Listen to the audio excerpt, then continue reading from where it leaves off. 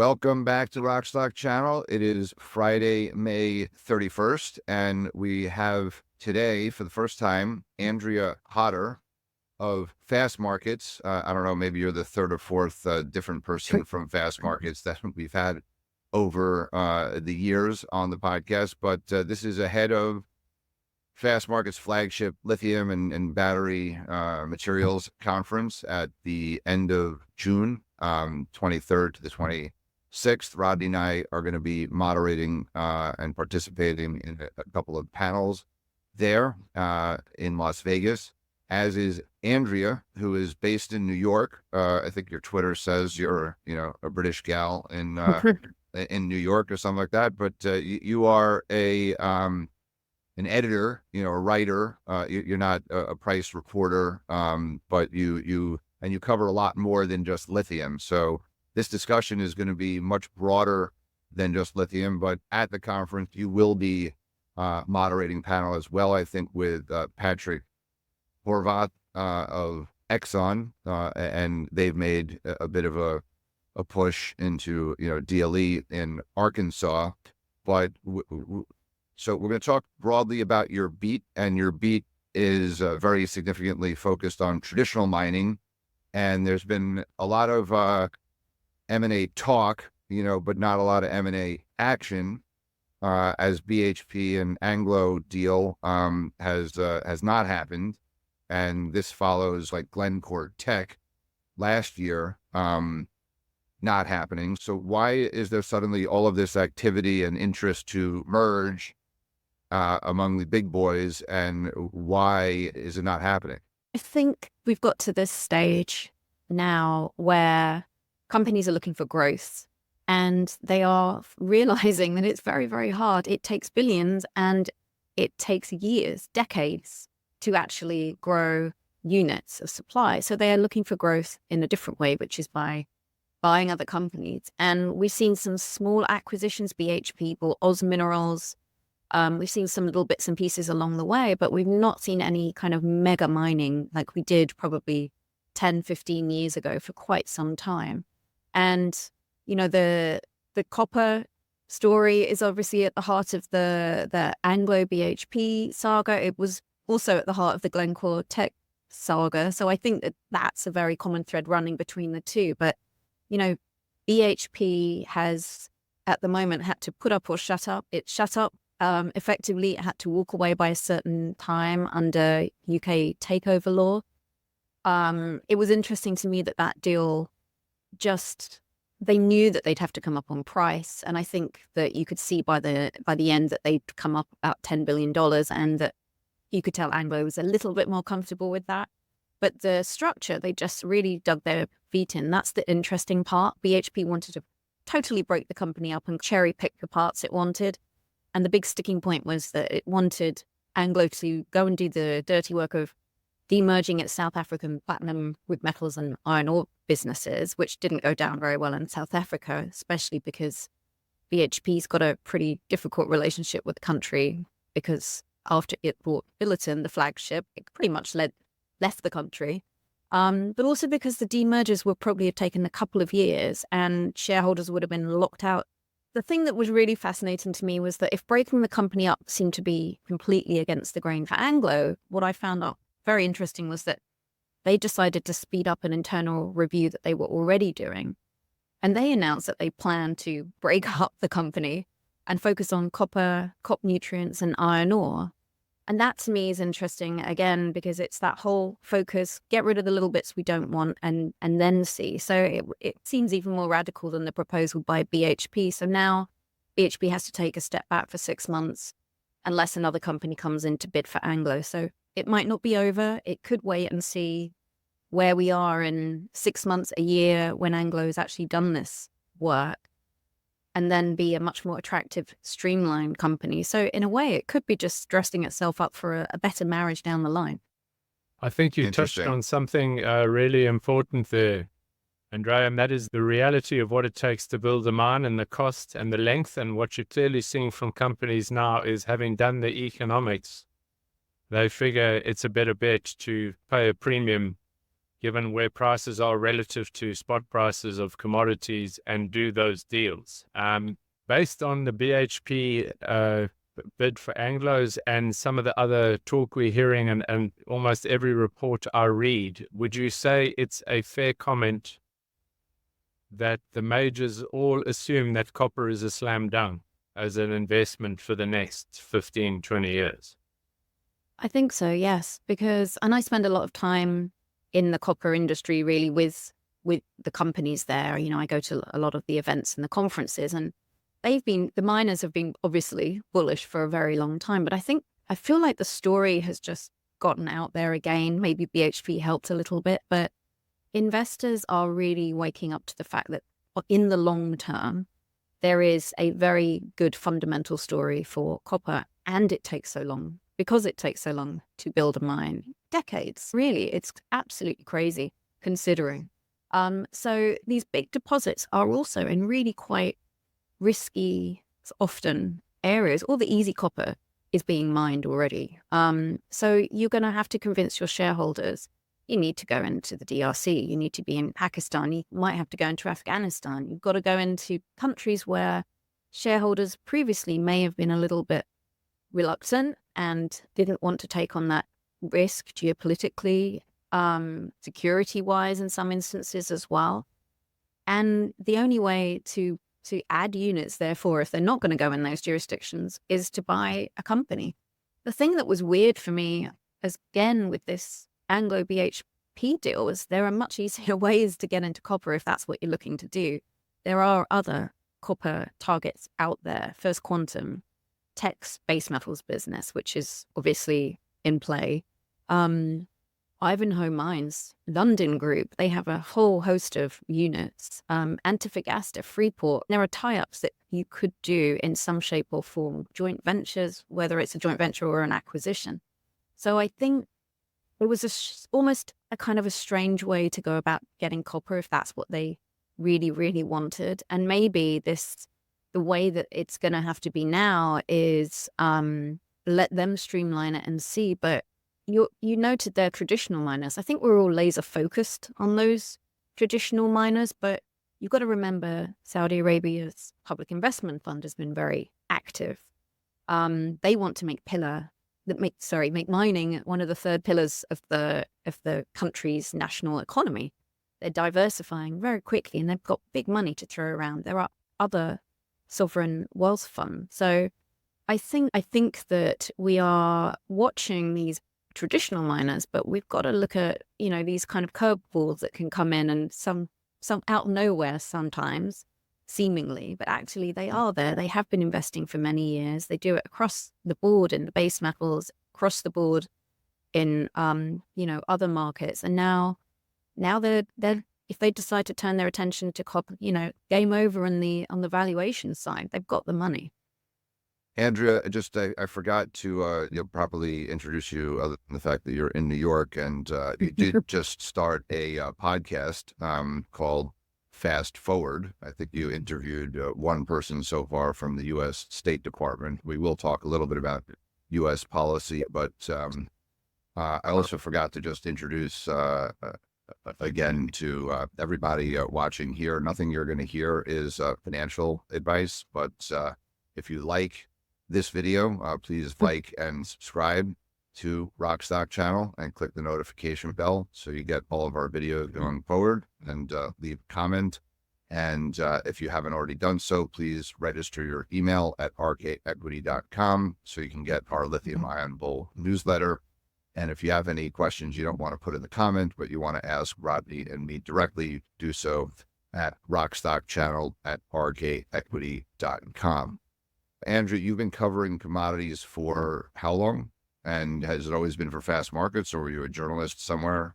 Yeah, I was at Dow Jones and the Wall Street Journal for a period of time. I ran commodities and energy there, so I had a kind of a overview of the world a little bit more broadly across commodities. So that was very interesting. I actually started my career at Metal Bulletin way back when, before it became Fastmarkets. Yeah, I have always been a journalist though. So it's definitely, That's a lie. I did take a year, and I worked for a year on a trading desk for Mitsui, and went to the dark side just to see what it was like. But I realized in my heart I'm definitely a journalist, so it was an interesting experience, but not for life. Yeah, working for a Japanese company also must be an experience as well. They were great, actually, but it was definitely I was watching the news go by and thinking, why am I not writing that story? So it taught me a lot about myself, I think, as well. I watched Robert Friedland, who is a client for a long time, and actually before he was a client, I used to sell South African equities at a French bank, and I was there when BHP had merged with Billiton, and there was like, and Anglo was unbundling De Beers and other things. So that was like a long time ago. But I also experienced while at RK Equity all of the the boom and M&A, and Rio Alcan and some of the fiascos. And I was at the LME week, I guess, in 2019 when the old Rio boss JS, but he was making a comment then that he showed, all this M&A that they did, and then he juxtaposed that with all of the write-offs that they did. And in 2019, the BlackRocks, the AV Hambros of the world were still arguing, just give back, money to shareholders, capital discipline, don't invest in growth. And now AV Hambro is not saying that. He's saying invest in growth. And then I saw Lee Gehring and Andy Rosenzweig gave a podcast recently that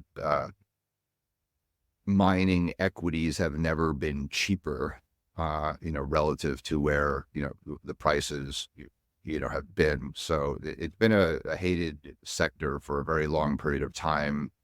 Had a bad reputation, et cetera. But valuation, like to Rodney's point, Anglo sees buy cheaper than build. But if you listen to Robert Friedland and AI and the electrification of the world, more copper needs to be found and produced, in the next, I don't know, by 2050, compared to like the last, 700 years.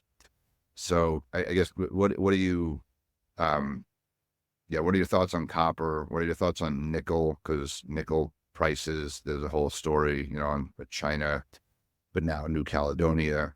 Let's talk about those and Sure. a few more. Sure. We were just saying that, copper's been incredibly interesting recently because I think there was already a momentum kind of building, a more bullish case for copper that was building. But I think that was definitely the long-term, medium to long-term view. I think where things were suddenly blown out of the water was in the short term. Copper soared in the last couple of weeks to a record all-time highs above 11,000. And then it suddenly came off very, very quickly. And I think you need to watch for bubbles in the commodity market. I am a firm believer in the long-term bullish trends around many of these markets, but I do believe that the weight of money is carrying some commodities into way overdone territory. And if you look at the basic supply-demand fundamentals at the moment, the data isn't matching the price action. The latest, and I know this is small in the overall scheme of a 25 million ton market. The International Copper Study Group thinks the market was in a surplus. When you adjust it for changes in Chinese bonded stocks, I think they said it was around 335,000 tons in the first quarter. Okay, not great, huge surplus, but it's not a deficit. And it comes at a time when you've got these high prices. Chinese consumers are starting to slow down purchasing because prices have heated too much. And then when you start to hear things about like that, you've got to worry about substitution. I am very curious as to whether some of the more bullish sentiment has happened because investors are a little bit confused between the refined market and the treatment and refining charges that's Starga as well, which is a big shortage of mine supply, but not on the smelting side. I'm wondering if they're panicking that they can't get hold of concentrates, which is not the case, and that's why they're buying futures. I don't know. I'm not suggesting that all investors don't understand what they're doing, but it does seem that there are, a word I've heard quite regularly recently is tourists tourists in the market who are just coming in because it's a herd mentality. And I think that's where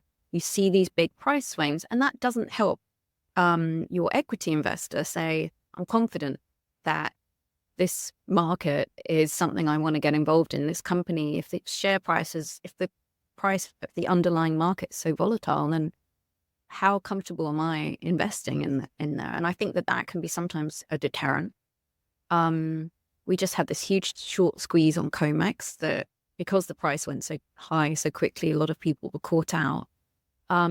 So I think great to have the speculative and macro funds come in, because when they get excited about copper, it creates more depth to the market. It's wonderful, to have more people and more seasoned players in the market. But I do think there are a lot of what I just call tourists who come in and out, obviously not all, but some. And that hasn't helped. And it really does make it very difficult, I think, potentially to an investor to sit there and say, I'm comfortable with this. That's just one thing. Andrea, I've always seen with copper in my past life, there was a decent forward futures curve. So you could go out almost as much as 5 years. Are we seeing backwardation? So it's just frothy on the front end, or what is the shape of that curve? And does it offer an opportunity for producers to hedge forward and lock in and spend on exploration? Yeah, producers don't like to hedge. It's quite funny. They really don't. When the price is high like this, I think a lot of them are quite proud of not being hedged and that's the same across all markets, isn't it? So I don't think the curve is against them, but I do think that unfortunately we're in a situation, not unfortunately, but we are in a situation where there's more focus, I think, from a producer perspective on what do we do with the equity that we've been building through the up cycle. That a lot of them have had some they're doing incredibly well on the mining side. Smelters, not so much. They're losing a lot of money because of the treatment and refining charges, which are in negative territory. But you start to see, I think, majors are going to have to. We're not seeing situations where there are a huge number of private equity seems to have taken a little bit of a step back. And I'm trying to understand where that comes from. You guys may be seeing something different, but they obviously, specialist mining private equity can be very attractive alternative for juniors, but you're not seeing too much of that. And again, this comes down to where are all the copper projects? There aren't that plethora of them like there are in lithium, for example. There are many, many juniors in lithium, right? But you don't see the same number in copper. You don't really see the same number in nickel either. And I think that's why there is this interest in this sector right now. We're connected to a couple of lithium development companies. Until recently, lithium, for a very small amount of exploration drilling, you could define a very large deposit, and the market rewarded you. So for market cap for $1 of spend, it was very attractive. And then we represent a company in nickel, Talon Metals, which they're drilling. The market doesn't reward it, at all. Yeah. And copper is similar. So that could be part of it. Copper is also, I've been listening to Robert Friedland telling me you're going to need to see use a telescope to see the copper price. He's been saying that for 10 years, right? And Alliance Bernstein and Paul Gate and other people, I remember reading research that we'd have $10,000 copper, 10 years ago, right? So there's been a lot of false starts there. Now you're finally saying, okay, we're at a record high, but that's on a nominal basis. Inflation's increased a lot. We're not anywhere near an all-time high on a real basis, right? For copper. But that said, there has been a dearth of exploration dollars spent, and it does take, a lot of time. Andrea, you mentioned, replacement, and that's what we've seen in lithium. When we hit $80 a kilo, suddenly sodium ion popped up everywhere, and we're now seeing some capacity, and now that is possibly under threat given the size of form factor cells and ESS and so on. But sodium ion, an industry has now been born. What are the real relevant and realistic replacement alternatives for copper? Aluminium is the alternative there. I think, and it's significantly cheaper, obviously. The aluminium price is around $2,700. Copper's over 10,000. It does not have exactly the same properties, but we did see in previous cycles when copper has soared higher, when it was over 8,000 and aluminium was several thousand lower, similar kind of proportion, that there was substitution, and that substitution becomes permanent, right? It doesn't just happen for a little while. It does become permanent, and those are tons that are lost from the market. So there is that concern that you get to a point where fabricators decide, and a lot of these fabricators are in China, and they have great technology in China. We know that from lithium markets and other markets. So I think we have to definitely make sure, that in any industry that there's an awareness that high prices can sometimes have unintended consequences, and those consequences often are, if they're not happening to other markets as well, there's consequences of substitution. But those are very specific applications. This isn't a nickel pig iron moment. This is a... Right. Exactly. That would be for like your wiring or something like that. But, sodium ion batteries as well, I think that's going to take a little bit of time to gain market share. Its characteristics are similar to LFP. With the downtrend in lithium prices, there's not such a valid business case there, right? Based on the cost advantages in EVs, probably similar in energy storage systems. So I know our analysts are forecasting it's only going to be about 4% of the market by 2034. So, there are obviously nuances between the different markets, but then you're not going to see a wholesale substitution away from copper because of high prices. That's just not going to happen. But I think your point about why can't we attract interest for Talon? Why can't we attract interest for some of these small copper companies is absolutely right. Maybe there is that issue of, I don't know when this project is going to be up and running. I don't know how long it's going to take for the permitting to go through. That's a huge headache. The issue with copper, it seems more like than with lithium, because with lithium, we're seeing discoveries where the grades are similar to existing mines. Copper, you're seeing leaner and leaner grades in certain jurisdictions. So the question then is, how much dirt do you need to move? How much of a footprint do you need in order to produce? And that, I'm sure, is raising some permitting questions. Yeah. And I think also the other thing is a lot of the permitting that they're trying to do now, this is the other side of it, is I think there's going to have to be a level of education, because everybody thinks about mining and they think terrible, dirty, horrible business that's no good for the environment, and we definitely don't want it in our backyard. But we understand we need it, but we just don't want it in our backyard. And a lot of these projects are in their backyard. They are in Canada. They are in Arizona. They are in different places across the states. And that's where there is opposition.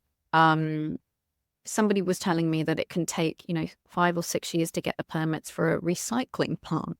Recycling, it's just quite incredible. So there are instances of this, 10, 12 years, same as lithium, but copper's really had problems with it. So if we're going to meet energy transition targets, we need to get a bit of a move on. And just in terms of, like all good things, there's either replacement, and the other is, of course, to create and improve the copper intensity for applications. How is that technology? How much money is being invested into trying to lower copper intensity? I'm not sure. I don't hear much about that, to be honest with you. You really don't hear about people trying to. I'm sure they are, but that's probably a little bit too far of a step away from anything I know about. But I definitely would imagine that at the moment it seems to be that there's more of a reliance on, we hear these numbers, we need X amount more escondido mines in the next however many years and stuff, but they don't exist. So how on earth is the world going to get there? So you're right, technology will have to eventually make a difference. I just don't know how it's doing that at the moment. And I don't know if anyone is trying to look at that. Well, you've touched on recycling, and that is always an avenue at the right price. Yeah. Recycling's got to be viable, so I'm sure that's an avenue. Yeah, definitely. It is. And I think, you are seeing more and more secondary and recycling plants in the US. So that's definitely, and around the world. So you're seeing big smelting companies move in that direction. You're seeing a lot of private equity starts. That's where they seem to be putting some money, actually. So I do think that is there. It is coming, but it's part of the answer. It's not going to be the solution because it can't be. Andrea, a lot of the story behind copper is computing power and electricity for AI.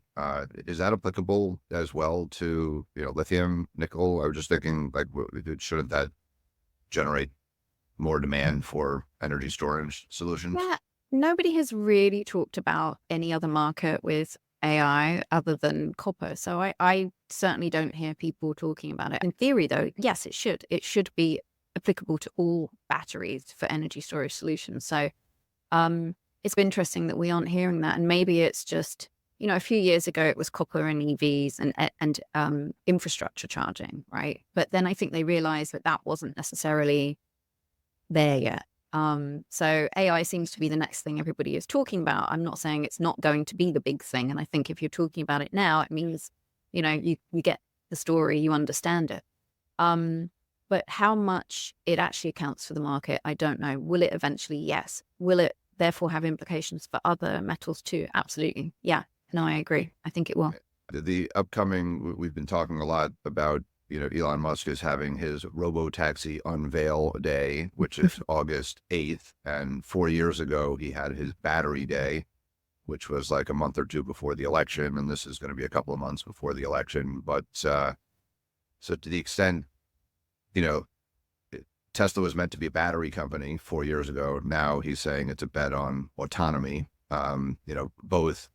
He also said he's going to introduce some lower priced cars or talk more detail about those cars. So we'll see about that. But I think, if AI is the next theme, it does make sense for energy storage. Yeah.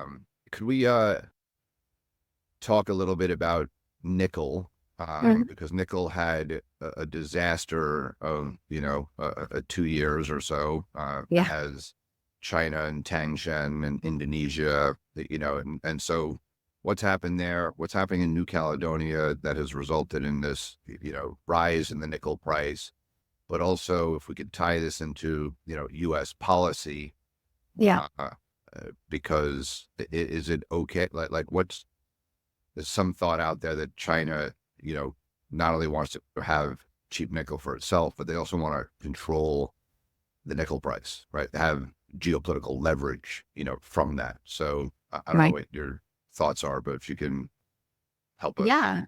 The biggest thing that's been happening very recently is New Caledonia, which is a French territory in the Southwest Pacific, and it's got some of the world's largest nickel reserves, but it's been a real problem area for years. High fuel and coal and freight costs, and ongoing political tensions there. They basically created a really difficult environment for international miners, and there are international miners there.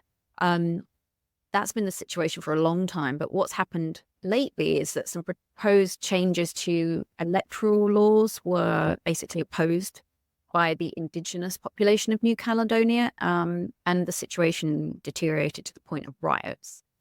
And the islands were put under a state of emergency for a couple of weeks. That state of emergency has been lifted, but it just highlights the tensions that were there.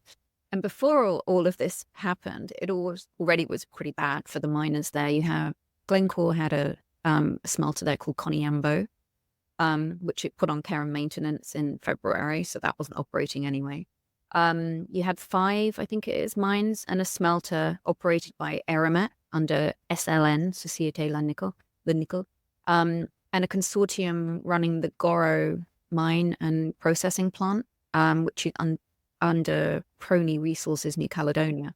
Trafigura's got a 19% stake in that consortium, and Elon Musk you mentioned him earlier. He already signed a deal backing the supply of nickel from Goro for its batteries for EV. Prony and SLN were already operating at reduced capacity. They got some emergency funding in February and March, respectively. And then they ended up with a situation where Prony stopped operating because of the riots. SLN was basically the mining operations stopped. So all of these things basically were just the icing on the cake for these operations. They're all high cost. Prices were low at a certain point, and the situation had been really, really exacerbated. And okay, prices are slightly better now because the supply concerns have helped inject some upside momentum. But this is a story we're seeing across the globe. We've seen it in Australia with high energy and labor costs. There's a long list of operations there, including BHP's Nickel West, which was put on care and maintenance. And you've got the operations of First Quantum have been suspended. You've got Panoramic, Cosmos, a whole list of them. And yet, the nickel market's still in a surplus. Now, I know our analysts say it's a small surplus, it's 14,000 tonnes, but it's down from a surplus of around 243,000 tonnes, which a figure they've trimmed a couple of times, but it's in a surplus because of Indonesia, and you mentioned that earlier. Production there just exploded. It banned nickel exports in 2020 as part of an effort to draw investment onshore and to add value to industrial chains. And I think the International Study Group just put out some data that said that it accounted for 63% of world mine production in the first quarter. So the plan worked. They added the value and they added the investment to their industrial chain. So the important thing, and this is going to your point on US regulation, is the bulk of those projects have a Chinese and an Indonesian shareholding base, and it's usually Indonesian in the mining phase, and the Chinese have come along in the smelting and refining phase. There are Western companies active there as well, but most of the projects in the country have more than 25% Chinese ownership. That matters, to go to your point, or how that matters for the foreign entity of concern definition for the purposes of the Inflation Reduction Act. Any company that is owned by, I think it's owned by, controlled by, or subject to the jurisdiction or direction of a government of a covered nation, and that includes China. It's China, Russia, North Korea, and Iran. They are not eligible for tax credits under the IRA if they have an ownership of more than 25%. So all of these companies that have more than 25% ownership aren't eligible for IRA tax credit. So they are already at a kind of a disadvantage to a certain extent in terms of accessing that money, and add to the fact that Indonesia doesn't have, it's trying to get, but still doesn't have a free trade agreement with the US. As you know, EV tax credits require batteries to be built with at least 40% of the minerals coming from the US or a company that it has a free trade agreement with, and that percentage is going up annually. So yes, there'll be some clever restructurings of equity stakes to take that ownership lower, but it doesn't end this reliance on Indonesia. And I think that's very, very interesting for the market. So the Talon Metals of the world, they're a very smart team. At some point, people are going to realize that they do need that nickel and they do need those projects to work. But you've got so many difficulties across the globe with the other operations. I don't think that's really, the awareness of that has really kicked in, and what it means and how all of these pieces connect when it comes to batteries. Because I would like to know how many car companies or battery manufacturers are still buying nickel from Indonesia and don't really realize it. This is going to be a big question, and this is where the tracking and tracing is going to come into the equation, but it doesn't exist well enough at the moment for people to really know. They gave graphite like a reprieve of 2 years because the traceability, they said, was too complicated, but I don't know how they go about traceability, but nickel seems pretty complicated. Yeah. Exactly. And then the other thing with nickel as well, how many companies are sure that the battery they purchase doesn't contain Russian metal, which could be sanctioned as a direct import in their country, but has gone into a battery somewhere else in the world and made its way to their car, so there's a lot of interesting kind of things that are going on that people probably aren't aware that they may or may not be allowed to do those. And like you say, the tracking and tracing side, it really needs to work before any of these rules, regulations, and so on are actually being applied properly. Yeah. I think fundamentally it's all very hard. And, the politics may change of this, but you say, okay, you can't buy from these countries, but then where can you buy? Because they're shutting down in the other countries. And so if they're shutting down the high cost, then you're saying, okay, you have to buy the higher cost. Then if I'm buying the higher cost, then the EVs are not affordable. And then, we can't make money from the EVs. So Right. it very complicated. Companies like Talon, I mean, that will be a low cost mine. That's a high grade mine. The question there is really just getting the permitting approvals and, but other ones that are shutting down, like you mentioned in Australia or elsewhere, don't seem to be getting support from, so I don't know. I don't know a way around it. The Chinese have applied technology, and they've made it work. It's old technology, whatever this HPAL. They said it couldn't work, and now it's working. But it does have very significant environmental considerations and implications, which to the extent how important is sustainability versus cost, right? Everyone was talking about ESG a few years ago, but we can't make affordable cars, so it a lot wrapped up in that. But fundamentally, this New Caledonia coming offline, commodity equities follow commodity prices. So companies like Talon and other, a few years ago, Elon was saying mine more nickel, and a year after that, he was saying lithium has software margins, right? So now lithium, nickel, graphite prices are all very low. Supply is keeping up, and so what and Indonesia is the cause for the nickel price falling, and will this new I don't know do you see any sustainability in the price rise for nickel? Again, as we were just saying, I think that given the backdrop of where you're going to get your nickel from, if you start to really apply the rules to the letter of the law, then the price is probably going to have to go up, right?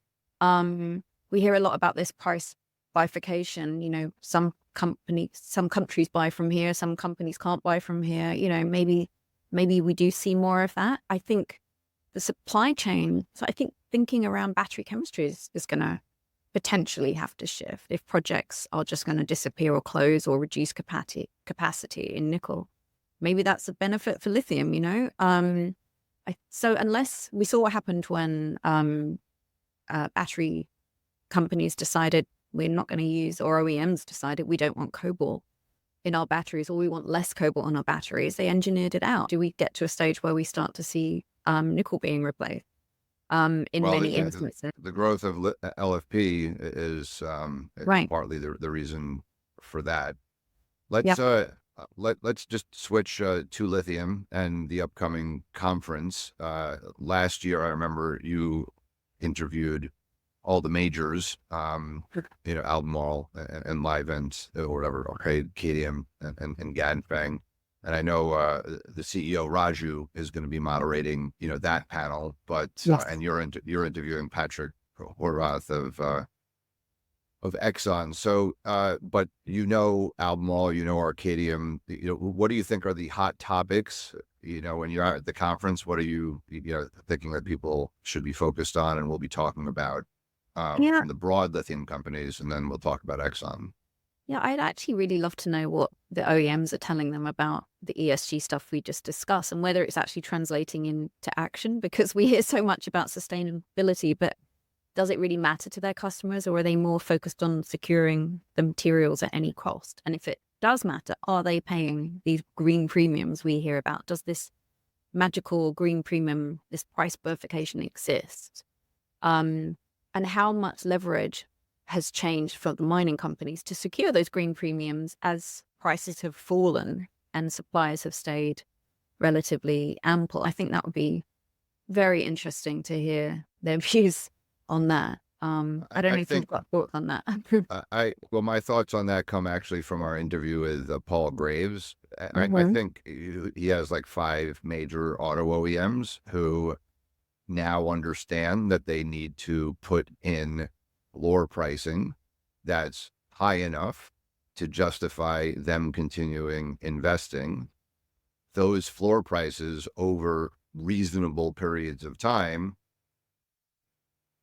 are at premiums, at times to where the spot price is. So he wouldn't call it a green premium because he's not really selling into a spot market, especially hydroxide it is the focus. But there is just a general understanding that they need to work as partners, and sometimes but the green premium has the corollary in that they're getting a discount when the price goes super high because there are ceilings. So that's, but I don't, he's not of the view that there's going to be like a persistent, premium, like there'll be North America, like natural gas has, different prices in different markets, and that's not green related. It's just like logistics related. Right. But, if OEMs want to develop ex-China supply chains, localized supply chains, they have to put in some floors to guarantee a minimum rate of return. And that's, I'm sure, what GM has done with Lithium Americas and Thacker Pass, right? There's a floor price that the Department of Energy, before they're going to lend them the money, said, okay, Thacker Pass, you're saying you're going to produce at 7,000, 8,000, 9,000, whatever it is, we need to be paid back our loan.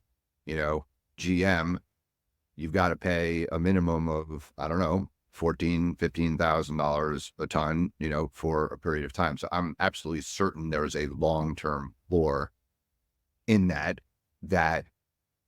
is probably at a premium to where the average price of lithium was over the last kind of 5 or 6 years. But it's very difficult to say. You don't know if it's a premium because who knows? There's not like a long forward curve, right. in lithium like there is in copper.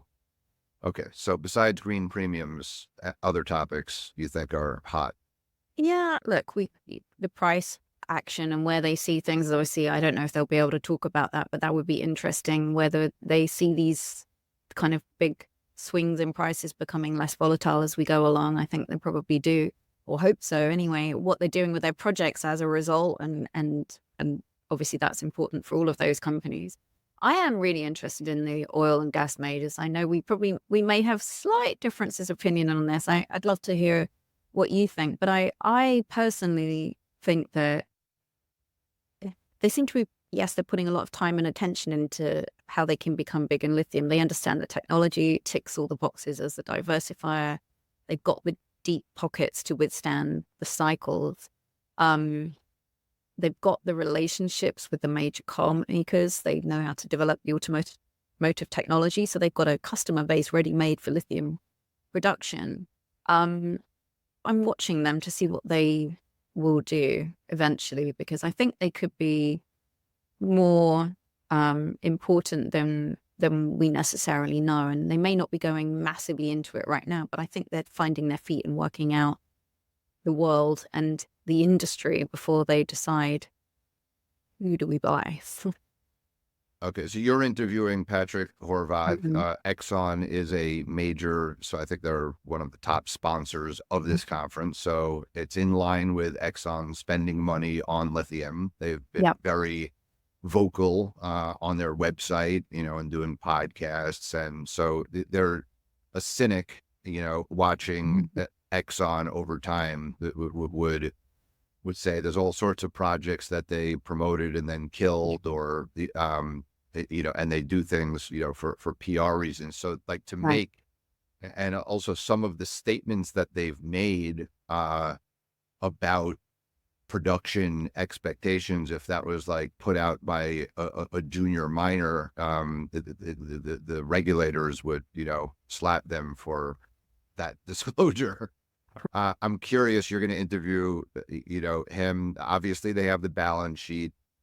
Yes, Arkansas and DLE, they announced, when they put out this press release, they'd never seen this before. They said, like, we're drilling our first lithium well. Right? It's very much oil and gas language. Yeah. So I hear you. Yeah, they have auto industry, but fuel goes into the cars. Are the oil companies big suppliers to the automotive supply chain, in the way that it's one thing for like Sibanye-Stillwater says we're supplying platinum, we know how the auto industry thinks, right? Or steel companies know how the auto industry thinks. Did the oil industry really know in that way from a supply perspective? So when they make that argument, we're connected to the auto companies. Mm-hmm. That also sounded a little bit weird to me. Like, fueling the car is not the same as supplying the raw materials to the car. No, it isn't. And I think that's why they're not coming in and being too arrogant about it yet, in the respect of, we're coming in, we're going to put an offer on the table to buy a major lithium producer, and boom, here we go. I think they are trying to sound out the industry, work out if it is a viable industry for them to invest in. Maybe the question is, what is the trade-off if they start to supply the auto industry? They can do both. They can supply them the oil, and they can supply them the lithium for their electric vehicles. But do they want to? And I think we're not that far down there into the situation yet, but who knows? They might venture down the supply chain and surprise us all. It could be a game changer if they actually do, but I'm not saying they will. But I am really curious to watch that, because I think that's going to be a very interesting development. If they go into this big time, that's game changer. Kind of it. It could look. They have the money and they have the low cost of capital. So the prospect of DLE, in oil field brines, we represented E3 for a period of time, and it's like, once they prove it, with 120,000 ton, then you build another, you build another. Right. But no one's yet proved it, right? And it's so it's something to watch. It's a risk to conventional ways of doing things. Yeah. But in my mind, I'm watching Exxon. They merged. I forget who they merged with. The Pioneer, I think. $50 billion, $60 billion merger.